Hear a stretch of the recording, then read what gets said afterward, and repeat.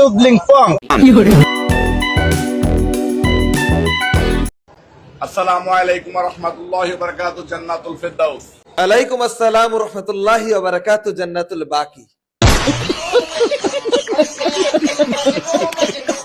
নরম ছিলাম ভোটের জন্য, 4 বছর ভোট লাগবে না। কোন দিক কয় গিরা 5 বছরের মাথায় আবার ভোটের জন্য নরম হবো। আল্লাহ কয় কি? গণভোট বলে কিছু নাই। কি আরে বলুন কি গণভোট বলে কিছু নাই। বোকাচোদা কয় কি? গণভোট বলে কোনো আলোচনার বিষয় নেই। এটা ওখানেও কোনো এজেন্ডাই ছিল না, এখন গণভোটের কোনো এজেন্ডা নেই। এরপরে নতুন ভাবে ঐক্যমত হওয়ার কিছু নাই। যেটা ঐক্যমত হওয়ার অতটুকু হয়েছে, চ্যাপ্টার ওখানে ক্লোজ হয়েছে। আজ প্রথমবার কইছস, তাই মাফ করে দিলাম। গণভোটের মূল্য যদি তাদের কাছে না থাকে, তাহলে সরকারেরও মূল্য নাই জনগণের কাছে। যদি গণভোট বাতিল হয়, তাহলে এই সরকারও বাতিল হবে। জুলাই না হলে কিসের আবার 26-এর নির্বাচন? ঠিক বলেছো। জুলাই না হলে তো নির্বাচন হওয়ার কথা ছিল ফ্যাসিবাদীদের অধীনে 29 সালে। কথা সত্য। 26 সালের নির্বাচন চাইবো, আবার জুলাই মানবো না, জুলাইয়ের আকাঙ্ক্ষা পূরণ করবো না, সম্মান দেখাবো না, এটি হতে পারে না। সঠিক বলেছে। জুটবে না, আপনাদের কপালে হেলিকপ্টারও জুটবে না।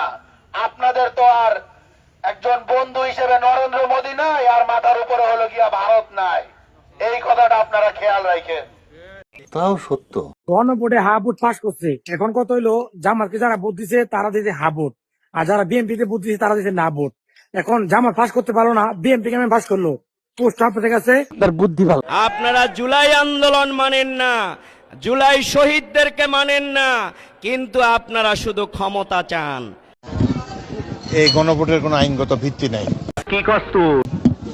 এটি সম্পূর্ণভাবে একটি গোষ্ঠী জনগণের উপর চাপিয়ে দিয়েছে। আল্লাহ গো আল্লাহ, কি মিথ্যা কথা বলে! তোর উপর আল্লাহর গজব পড়ুক, তোর যৌবন নষ্ট হয়ে যাক, তোর উপর ঠাটা পড়ুক, শয়তান যা। জুলাই সনদ দেশের জনগণের প্রয়োজন নাই।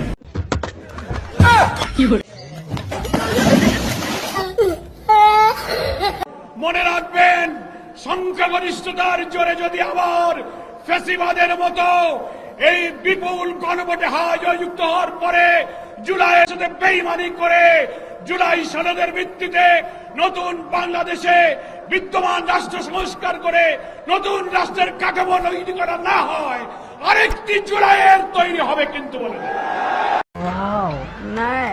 ডাক্তার ইউনূস যেদিন লন্ডনে ছুটে গিয়েছিলেন তারেক রহমানের কাছে, সেদিনই বাংলাদেশের নির্বাচনের ফলাফল চূড়ান্ত হয়েছে। তারেক রহমান বাংলাদেশে এসে বলেছিলেন, আই হ্যাভ এ প্ল্যান। তার প্ল্যান ছিল ইঞ্জিনিয়ারিং এর মাধ্যমে ক্ষমতায় যাওয়া। আওয়ামী লীগ এবং বিএনপি মিলেই এই 213 আসন পেয়েছে, একা বিএনপি 213 আসন পায় নাই। কারণ এর প্রমাণ হলো না ভোট। যেই কেন্দ্রে বিএনপি যা ভোট পেয়েছে তার সমবয় যারা বিএনপি কে ভোট দিয়েছে, না হয় 2 কোটি না ভোট কোথা থেকে আসলো? কে দিয়েছে 2 কোটি না ভোট? আমরা মনে করি বিএনপি না এর পক্ষে, এবং বিএনপি আগামী দিনে এই 2 বছরেরও বেশি এই সরকার চালাতে পারবে না, কারণ তারা অন্যায় করে সরকারে গেছে। এই অন্যায় জনগণ সহ্য করবে না। মানুষ কতটা অকৃতজ্ঞ হইলে এই ধরনের কথাবার্তা বলতে পারে? আপনি যে বলতেছেন 71-এর ইতিহাস মুছে ফেললে এই দেশ মুছে যাবে, আপনার কাছে আমার প্রশ্ন, এই দেশের কোন মানুষটা বলছে যে 71-এর ইতিহাস মুছে ফেলতে হবে? আমরা চাই দেশের প্রত্যেকটা মানুষের অন্তরে অন্তরে ধারণ করা থাকবে 71-এর ইতিহাস। আমরা চাই 71-এর ইতিহাস নিয়ে কেউ ব্যবসা করতে পারবে না। কিন্তু আপনি 71-এর দোহাই দিয়ে যে 24-এর ইতিহাস মুছে ফেলতে চাইতেছেন, আপনাকে মনে রাখা উচিত যে এই 24-এর ইতিহাস যদি না হইতো, তাহলে আপনি আপনার মায়ের মুখটা পর্যন্ত দেখতে পারতেন না। আপনার নেতাকর্মীরা আজকে নির্বাচনের মাঠে হোলি খেলা খেলতে পারতো না। আপনার নেতাকর্মীরা আজকে বাস স্ট্যান্ডে রাস্তাঘাটে চাঁদাবাজি করতে পারতো না। তুই ঠিক কথা বলেছিস। যে দল ক্ষমতায় গেল না গেল, বিরোধী দল আসলে আমাদের জানা বিষয় না, কিন্তু আমাদের জুলাই থাকবে সবার ঊর্ধ্বে, এবং জুলাই হবে সবার জন্য সম্মানের জিনিস। তো এই জায়গাটা আমাদের সবাইকে মিলে ধরে রাখতে হবে, এবং এইটার জন্য নিজেদের মধ্যে কোনো ভুল বোঝাবুঝি করা যাবে না। এটা আমি অনুরোধ প্রথমতেই বলছি, এটা কোনোই করা যাবে না। জুলাই কোনো কারণে যদি পরাজিত হয় বা দুর্বল হয়ে যায়, তাহলে বাংলাদেশ দুর্বল হয়ে যাবে।